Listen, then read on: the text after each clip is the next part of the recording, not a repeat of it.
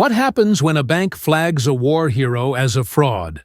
Imagine being a veteran treated like a criminal for trying to claim what you rightfully earned. A bank froze his account, called him a fraud. What they didn't expect was that one phone call would bring the whole system to its knees.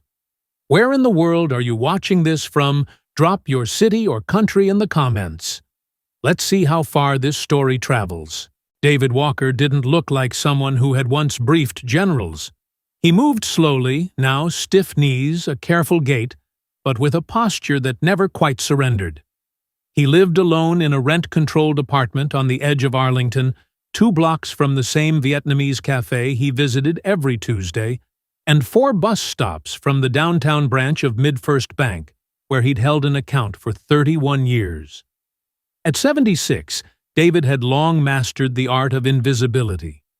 His neighbors knew him as the polite old man who collected his mail precisely at 6:00 a.m., never missed trash day, and trimmed his balcony plants with the precision of a surgeon. Few knew he'd spent 4 decades inside the Department of Defense working on operations so classified that even his retirement paperwork was redacted. He had never spoken of Fallujah, or the midnight logistics drop that rerouted an entire convoy through hostile terrain, or the coded message that helped intercept a missile convoy on the Syrian border in 2015. None of that showed on his face. What did was a quiet fatigue, the kind that comes not from age, but from years of fighting systems that moved slower than any war ever had. The check had arrived on a Thursday. He opened the envelope with steady hands, just 1 page cream-colored bearing the unmistakable seal of the U.S. Department of the Treasury. 12 years. That's how long it had taken since his original appeal through audits, rejections, and a mountain of interagency silence to finally win the compensation owed for an injury sustained in a civilian field operation that was never meant to exist on record. It wasn't about the money. Not really, but it would help repair his leaky roof. Maybe even allow him to fly to Seattle and visit his goddaughter, something he hadn't done in 8 years. The amount, $142, $373.19. Retroactive post-tax with a letter that began, "Dear Mr. Walker, we regret the delay." He read it once, then folded it twice, and placed it in a leather folder along with his photo ID Social Security card and Veteran's Status Certificate, each meticulously kept in separate labeled sleeves. He didn't trust digital banking. David Walker had seen how fragile systems could be. He preferred face-to-face paper trails receipts. So the next morning, just after sunrise, he put on a navy windbreaker ironed khakis and the same watch he'd worn since 1982. He walked the 4 blocks to the bus stop and boarded the 740 downtown line. He arrived just after 8:00 a.m., smiled at the security guard Jeff, a friendly younger man who always opened the door for him, and waited in line behind a woman paying cash for a money order. His number was called. Counter 4. The nameplate read, Sophie C., Client Risk Advisor. She couldn't have been more than 27. She smiled tightly, asked to see his ID, scanned the check, paused, then frowned. David said nothing. He was used to delays, used to questions. He didn't expect what came next. Counter 4 was new. The granite top still had a sheen to it untouched by years of wear. Behind it sat Sophie Caldwell, Client Risk Advisor, as her nameplate proudly declared. She wore a fitted blazer, designer glasses, and the expression of someone trained to smile without meaning it. David Walker placed the Treasury check on the counter along with his folder of documents. Everything was neat. His license aligned perfectly with his veteran's ID. "Good morning," he said quietly. "I'd like to deposit this." Sophie glanced at the check, then back at him. Her fingers hovered over the keyboard, hesitating. "This is a large amount," she said, typing slowly. "Government disbursement." David nodded once. Treasury Department. Retroactive compensation. She hummed a short, skeptical sound, then pulled out a small UV scanner. She passed it over the check, checked the watermark, then held it up to the light. Her frown deepened. To David, it felt rehearsed, less about verification, more about performance.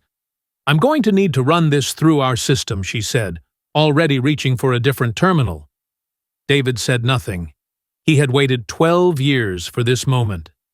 Another 5 minutes wouldn't matter. Sophie typed, clicked, paused, then tilted her head. "There's something odd here. The routing number looks off." "No, ma'am," David replied calmly. "That routing number is specific to disbursements issued directly from Treasury to beneficiaries. You won't see it on commercial checks." She didn't acknowledge his explanation. Instead, she clicked into a new window and began typing again, this time slower, more deliberate. "Are you aware that check fraud is a federal offense?" "Mr. Walker," David blinked. "Excuse me, just asking. We've had an uptick in counterfeit government checks lately. Sophisticated ones. Some people get their hands on templates from data breaches. Looks very real until we dig deeper." David folded his hands. "I've worked in federal operations longer than you've been alive." She didn't react. Instead, she clicked a final button. On her screen, a small red prompt appeared. "Flag for review." She selected yes. Then she added a note. "Customer profile submitted unusual Treasury check. Claimed legitimacy without supporting documentation. Uncooperative. Recommending temporary freeze pending internal verification." David didn't see the screen. He only saw her close the window with a satisfied click. So she said brightly, "Our risk department will reach out in the next few business days. In the meantime, we'll hold the check for internal review. It won't reflect in your account until we complete verification." "And my funds," she shrugged. "Just a routine hold. Happens all the time. If everything checks out, you'll have access soon." David reached slowly for his folder, closing it with a soft snap. His hands didn't shake. He nodded once. "I see," he said. He left the bank without raising his voice. No one noticed him exit. No one offered help. Sophie watched him go, then turned to her co-worker at the next counter. "Guy brought in a Treasury check for over 100 grand, she said under her breath. "Didn't even flinch when I flagged it." Her co-worker chuckled. Probably fake. Or he watched too many war movies. She smirked. "Yeah, another one of those boomers who think respect comes with a buzz cut." They laughed. The system didn't. That night, David tried to pay for groceries. His card declined. Then again at the gas station. At home, he logged into his online banking, but the system kicked him out. Session expired. Contact support. He did. Waited 43 minutes on hold before someone from customer verification read him a script. "Due to internal concerns regarding potential fraud, your account has been restricted. Please allow 5 to 7 business days." He hung up, sat in silence. The apartment was dark except for a single lamp beside his desk. On the wall above it was a small plaque, "Meritorious Service, U.S. Department of Defense, 1997. No one ever asked about it. He opened his notebook, turned to the marked page. "Only if the system fails." He picked up the phone. David dialed the number. No hesitation. No second thoughts. It rang once. "Office of Strategic Oversight. This is Assistant Director Beck. This is David Walker," he said flatly. "Former DoD Strategic Logistics Civilian Class GS-15. Badge ID 146 Bravo Tango. I need to speak with Lucas Reed." There was a beat of silence just long enough to register recognition. "Hold one moment, Mr. Walker." A click. Then a soft hum of classical hold music, no more than 5 seconds. Then, David. The voice on the other end was firm, controlled, but unmistakably alert. Lucas David replied, "I'm sorry to call like this. 15 years earlier, Lucas was pinned down in Kandahar during a convoy extraction gone wrong. The man who rerouted that convoy in real time, saving 43 lives, was David Walker. So when the call came in, Lucas didn't act as an official. He acted as someone paying back a debt. "Stop," Lucas said immediately. "Where are you home?" "I walked into Mid-First this morning with a Treasury check. It's now flagged my account's frozen, and I've been listed under internal fraud protocol. No notice, no explanation. Jesus. They've held the check. Labeled me uncooperative. Someone named Sophie Caldwell made the call." David heard typing on the other end. Fast, precise. Lucas Reed was no ordinary contact. He was now the Assistant Undersecretary for Domestic Finance, with clearance so high it made most congressional staffers nervous. But 15 years ago he'd been a terrified junior analyst on his first field assignment in Kandahar. The man who kept that convoy from vanishing was now on the line. "You want me to handle this quietly or publicly?" Lucas asked. "Quiet," David said. "I'm not interested in headlines, just justice. You'll have it." David hung up, turned off the lamp, and sat in the dark. 10 minutes passed. At exactly 9:38 p.m., 3 encrypted messages were sent from Lucas's terminal. One to the Office of the Comptroller of the Currency. One to the Treasury Inspector General's Rapid Response Unit. One to Mid-First's Regulatory Affairs Director, subject line, "Immediate Compliance Audit." Flag code red. By 9:52, phone lines at Mid-First's regional HQ lit up. By 10:06, Sophie Caldwell's user ID was frozen for investigation. By 10:12, 4 unmarked black sedans rolled out from a secure parking deck in D.C., headed toward one unsuspecting suburban bank branch. David didn't smile, but he did exhale, slow, steady, silent. The system had turned. And this time, it was listening to him. Sophie Caldwell had no idea what was coming. She ended her shift at 5:30 p.m., tossed her headset into the drawer, and bragged to a coworker that she'd caught a weird fraud case today, some old guy with a Treasury check he swore was real. She didn't mention she'd filed a system-wide fraud tag, or that she'd manually overridden the check's preliminary clearance. Sophie stared at the screen. The cursor blinked over the flag as potential fraud button. Her finger hovered. And in that split second, she wasn't in the bank anymore. She was 13 again, watching her father crumble, hands shaking after a scam drained their life savings. "Never again," she had whispered then. She clicked. Sophie wasn't cruel by nature. But after watching her father lose everything in a financial scam 5 years earlier, she had become obsessed with red flags. The moment she saw a high-value check from a government source, she froze, not out of protocol, but from fear. She just said, "They should promote me. That's what initiative looks like." By the time she got home and queued up a reality show on her laptop, David Walker's single call had already initiated an interagency cascade. In a government filled with bureaucracy, there are only a handful of names that bypass the red tape. David's was one of them. And Lucas Reed didn't just push a button, he pulled a string. One tied to federal compliance enforcement, Treasury audit protocols, and national security data integrity chains. Because when a man like David Walker is flagged someone with 40 years of clearance history and a documented profile across 5 defense administrations, it doesn't trigger an inquiry. It triggers an alert. And the system doesn't send emails. It sends people.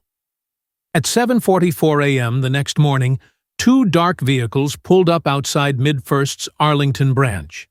They didn't wear uniforms. But when Agent Claire Novak placed her gold badge on the reception desk, the security guard sat up straighter and quietly reached for his radio. "We're conducting an unscheduled audit," she said calmly. "Please inform your branch manager. All client services are paused effective immediately." Inside, Sophie was midway through her first coffee when she looked up and saw 2 strangers in dark suits, reviewing her terminal from behind. "Ms. Caldwell," the taller one asked. She blinked, confused. "Yes, you'll need to come with us. This is a federal review of all client fraud flaggings made within the last 48 hours. You are not under arrest yet, but your full cooperation is required." Sophie looked around for backup. Her manager was already speaking nervously to a third agent by the vault room. The call David Walker made didn't ask for revenge. It asked for process, for accountability, for truth. But as Sophie was escorted out of the glass cubicle, she once called hers flanked by two silent investigators. One thing became painfully clear. Some calls don't echo. They detonate. The doors to Mid-First Bank hadn't opened yet, but federal agents were already inside. Claire Novak didn't waste time. She moved through the branch like she'd been there a dozen times before directing staff to step away from their terminals, sealing off access to the back office, and ordering a full export of all transaction logs from the past 72 hours. Her partner, Agent Rivera, began cataloging every file on Sophie Caldwell's workstation. Every note, every flag, every override command, everything with David Walker's name on it. The branch manager, Philip Reese, tried to regain control. "This is a misunderstanding," he insisted, forcing a smile. "If someone made a clerical error, I'm sure we can Agent Novak cut him off without raising her voice. Your employee manually submitted a fraud risk classification on a Treasury-issued instrument. She did so without escalation, without verification, and without informing her direct superior. That's not a clerical error. That's a compliance failure." Reese's smile faded. Novak continued. "The check in question was issued from the Department of the Treasury, marked Priority Clearance, under subsection 411B, a flag that should have prompted immediate validation and senior review." She held up the printout. Instead, she added a personal note: "Possibly deceptive, inconsistent demeanor, recommended freeze." Reese paled. "She never ran that by me." That, Novak said coldly, is the point. Outside customers began lining up. The lights inside flickered on, then off again. An assistant manager opened the door just long enough to hang a hastily written sign: "Branch closed temporarily due to audit." Inside, Sophie sat alone in interview room 1, across from Agent Rivera. She looked smaller without the counter, without the nameplate. "I didn't mean to," she began. Rivera raised a hand. "Let's be clear. This isn't about your intent. It's about what you did." He slid a document across the table. It showed her audit trail, every keystroke, every system override, every instance she ignored, the green light verification from Treasury. You had no authority to place a system-wide fraud tag, no justification to override the compliance match, and you submitted a profile note that blocked the client's financial access for 48 hours. Do you understand the magnitude of that? I thought it looked off. You thought, Rivera said. Not verified. Not escalated. Thought. Sophie's hands fidgeted in her lap. In the main office, Novak moved to the conference room where a monitor now displayed internal camera footage from the previous day. David Walker at the counter. Calm. Patient. Offering every document without hesitation. Sophie typing. Frowning. Typing again. The moment she hit submit. No visible provocation. No aggression.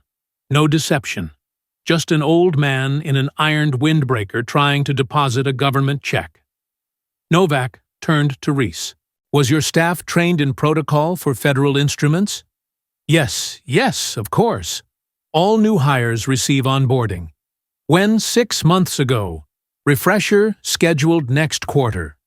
Novak said nothing, just scribbled a note into her ledger. Behind her, a fourth agent entered the room. Sir, he whispered to Reese, we just received a call. From D.C., direct line, Assistant Under Secretary Reed.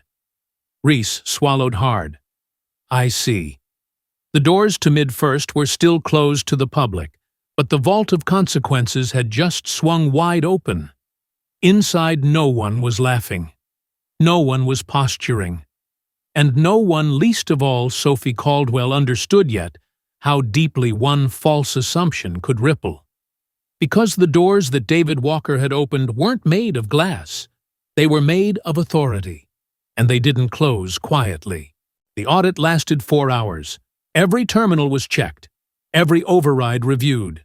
Every recorded phone call pulled from the server archive.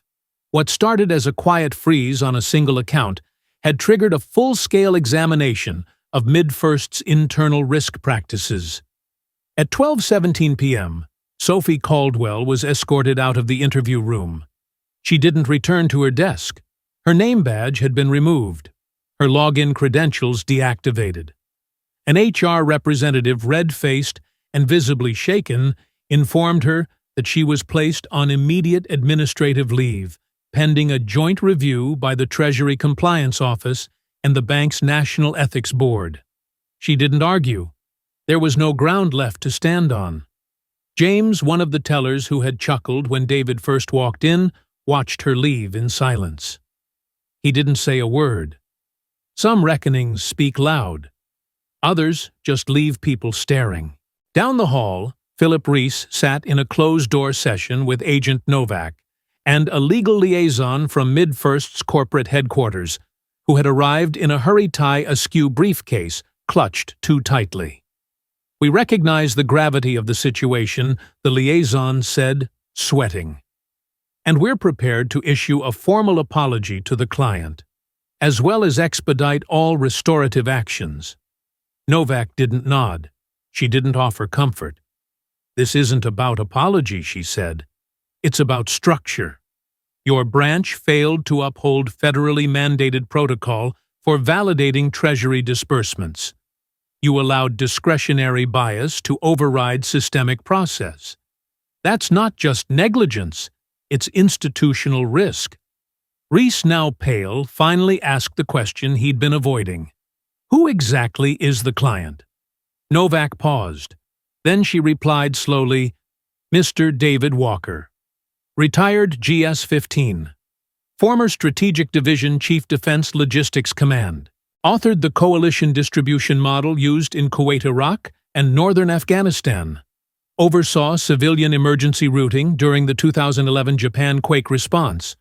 Served under 4 defense secretaries. 2-time recipient of the Distinguished Civilian Service Award." Silence. Your employee flagged him as uncooperative. The liaison lowered his head. "We didn't know. You didn't ask." Novak stood.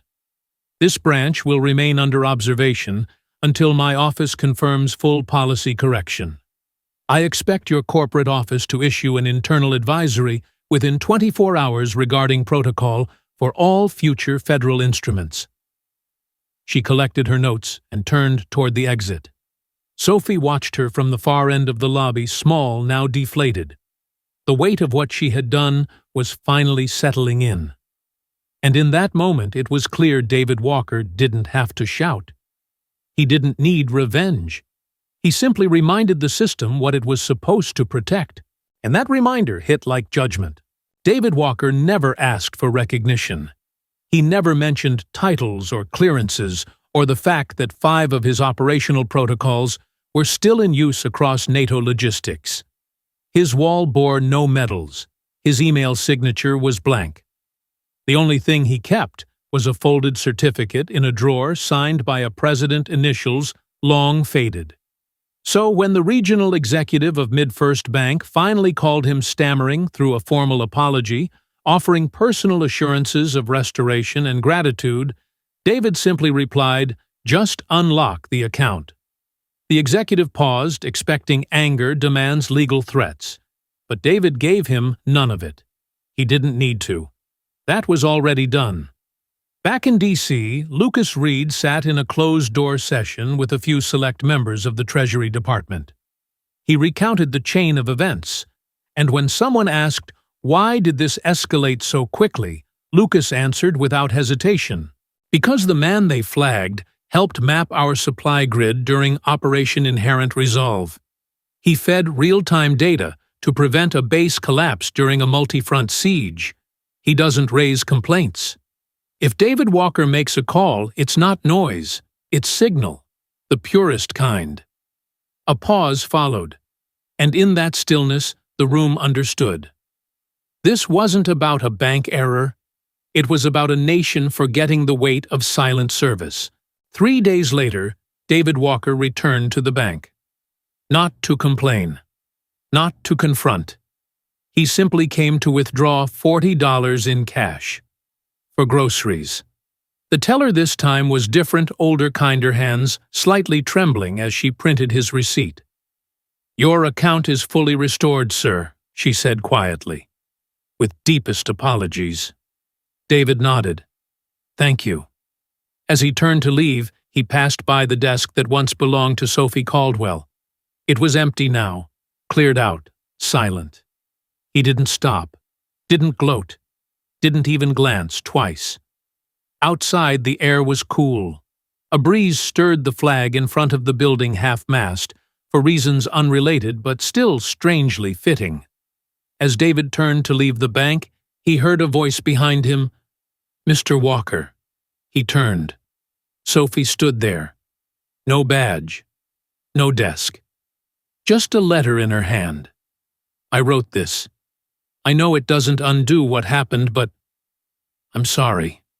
Truly." Inside the envelope, one line stood out. "I let an old fear speak louder than fairness. And in doing so, I failed both of us." David looked at the envelope, then at her. His fingers brushed the envelope, its paper delicate, like the line between a misstep and redemption. He nodded. "Take care of yourself," he said. Then he walked away. David tucked the bills into his wallet, then walked home. Same pace, same silence. He'd made one call, said only what was needed, and in doing so reminded an entire system. Some people don't need power to be powerful. They just need to be seen. Do you think Sophie deserved to be fired? Comment yes or no below. And imagine for a second, you're David. Could you have forgiven her?